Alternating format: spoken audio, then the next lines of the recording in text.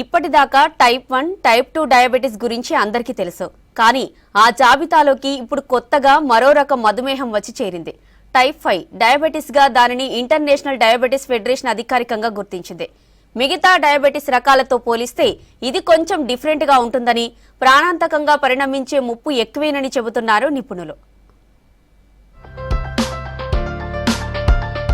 BP, sugar కేసులు పెరుగుతున్నాయి. యువతలో ఈ కేసులు ఎక్కువగా వస్తుండడం ఆందోళన కలిగిస్తుంది. ఊబకాయం లేదంటే జన్యు సమస్యలతో టైప్ 1, టైప్ 2 డయాబెటిస్ కేసులు వస్తున్నాయి. కానీ ఈ టైప్ 5 డయాబెటిస్ కు ప్రధాన కారణం పోషకాహార లోపమేనని చెబుతున్నారు సైంటిస్టులు. ఎక్కువగా 19 ఏళ్ల లోపు యువతలోనే ఈ రకం డయాబెటిస్ డెవలప్ అవుతుందని తెలిపారు. ఇటీవల థాయిలాండ్లో నిర్వహించిన డయాబెటిస్ సదస్సులో టైప్ 5 డయాబెటిస్ ను ఐడీఎఫ్ అధికారికంగా ప్రకటించింది.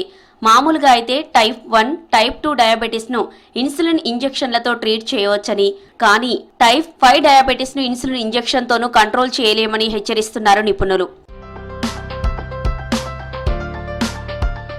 టైప్ 5 షుగర్ ను గుర్తించడం కష్టమని, అది ప్రాణాంతకంగాను మారే ప్రమాదము ఎక్కువేనని చెబుతున్నారు డాక్టర్లు. వచ్చే 2 ఏళ్లలో దీనిని గుర్తించే డయాగ్నోస్టిక్ టెస్టులు, ట్రీట్మెంట్లపై అధ్యయనాలను సైంటిస్టులు ముమ్మరం చేస్తున్నారు.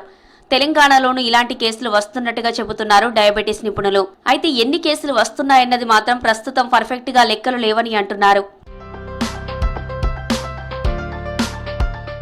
టైప్ 5 డయాబెటిస్ కేసులు ప్రపంచవ్యాప్తంగా పెరుగుతున్నట్టు ఆందోళన వ్యక్తం చేస్తున్నారు ఐడీఎఫ్ సైంటిస్టులు. ప్రస్తుతం 2,50,00,000 మంది షుగర్ బారిన పడ్డారని చెబుతున్నారు. ఆసియా, ఆఫ్రికా రీజియన్లలోనే ఈ కేసులు ఎక్కువగా వస్తున్నట్లు గుర్తించారు.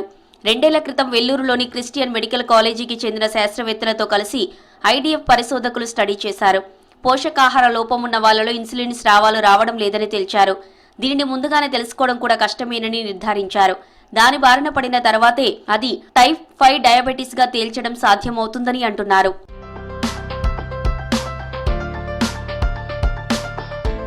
టైప్ 5 డయాబెటిస్ ను 1955లోనే తొలిసారిగా జమైకాలో గుర్తించినట్టు సైంటిస్టులు చెబుతున్నారు. ఆ తర్వాత 1985లో దీనిని విభిన్నమైన మధుమేహంగా ప్రపంచ ఆరోగ్య సంస్థ నిర్ధారించింది. కానీ అది పోషకాహార లోపంతోనే వస్తుందని చెప్పేందుకు సరైన ఆధారాలను అప్పుడు ఇవ్వలేకపోవడంతో 1999లో ఆ కేటగిరీ నుంచి తప్పించిందని గుర్తు చేస్తున్నారు. ఆ తర్వాత 2005 నుంచి సైంటిస్టులు దీనిపై పరిశోధనలు మొదలుపెట్టారు. ఐడీఎఫ్ కు చెందిన సైంటిస్టుల team Einstein Global Diabetes Institute ఏర్పాటు చేసి ఇండియా సహా వివిధ దేశాల్లో అధ్యయనాలు చేసి ఆధారాలిచ్చింది. దీంతో దానిని టైప్ 5 కేటగిరీలో చేర్చారు. ఇప్పుడు WHO ఆమోదానికి పంపనున్నారు. భారత్లో టైప్ 1, టైప్ 2 డయాబెటిస్ కేసులు పెరుగుతున్నాయని ఆందోళన వ్యక్తం చేసింది ఐడీఎఫ్. 2024లో ప్రతి 7గురిలో ఒకరు డయాబెటిస్తో బాధపడుతున్నారని చెప్పింది. డయాబెటిస్ కేసులపై 11వ ఎడిషన్ అట్లాస్ ను ఐడీఎఫ్ రిలీజ్ చేసింది. దేశంలో ప్రస్తుతం 8,98,00,000 మంది షుగర్తో బాధపడుతుండగా 3,34,922 మంది డయాబెటిస్ కారణంగా చనిపోయినట్లు తెలిపింది.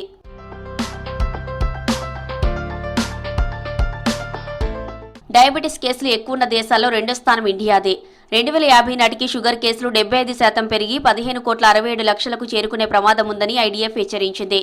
షుగర్ ఉన్న వారిలో దాదాపు 84% మందికి గుండె జబ్బుల ముప్పు ఎక్కువగా ఉందని తేల్చింది.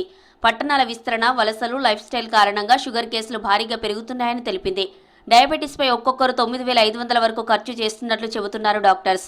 దేశ ఆర్థిక వ్యవస్థపై డయాబెటిస్ భారం 80,000 కోట్ల రూపాయల వరకు ఉంటుందన్నారు. 2024లో 9,41,000 మంది టైప్ 1 డయాబెటిస్తో బాధపడుతుండగా అందులో 20 ఏళ్లలోపు వాళ్లే 3 లక్షల మంది ఉన్నారని తెలిపింది ఐడీఎఫ్.